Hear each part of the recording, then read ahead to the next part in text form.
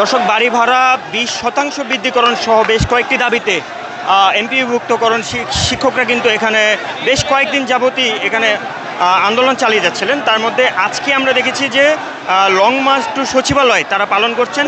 সেই সাথে কিন্তু তারা শহীদ মিনার থেকে এই মুহূর্তে প্রায় সচিবালয়ের কাছাকাছি পৌঁছে এসেছেন এবং আমরা দেখতে পাচ্ছি এখানে তীব্র যানজটের কিন্তু সৃষ্টি হয়েছে, যার ফলে কিন্তু এখান দিয়ে শিক্ষকরা এবং কর্মচারী একটু এখানে শিক্ষকরাও কিন্তু এগিয়ে যেতে পারছে না এই যানজটের কারণে। আমরা এখন কয়েকজনের সাথে একটু কথা বলার চেষ্টা করব।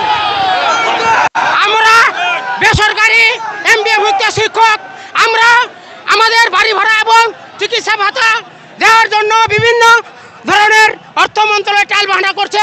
তাই আমরা আজকে বিকাল 4টা পর্যন্ত প্রজ্ঞাপন জারি হওয়ার কথা, কিন্তু কোনো রকম প্রজ্ঞাপন জারি না হয় আমরা সারা বাংলাদেশের শিক্ষা এমপিভুক্ত শিক্ষা প্রতিষ্ঠানের শিক্ষকগুলো আমরা শহীদ মিনার হয়ে এখন আমরা সচিবালয় ঘেরাও করার উদ্দেশ্যে রওনা দিয়েছি। আমাদের কথা ছিল 4টার দিকে প্রজ্ঞাপন জারি হওয়ার কথা, কিন্তু প্রজ্ঞাপন না দেওয়াতে আমাদের টিচারদের মনে আগুনের খোপ জ্বলেছে।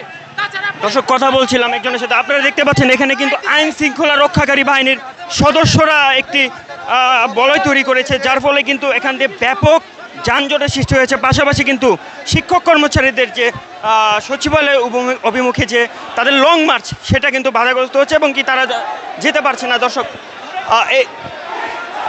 এখন পর্যন্ত এখানে সর্বশেষ তথ্য